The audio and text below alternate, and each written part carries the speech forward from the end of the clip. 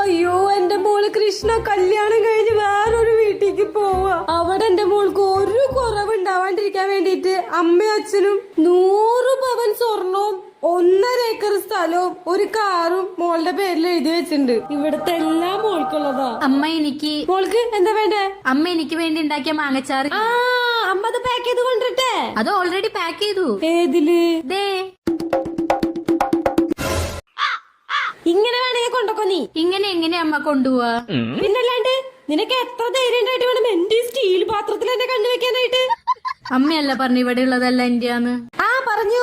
പക്ഷെ ഈ സ്റ്റീൽ പാത്രം, ദോശക്കല്ല്, ഇഡ്ലി സെറ്റ്, കടായി, ചായ ഗ്ലാസ്, അരിങ്കലം ഇതൊക്കെ ഒഴികെ ബാക്കിയൊക്കെ നിന്റെ എന്നാ പറഞ്ഞേ.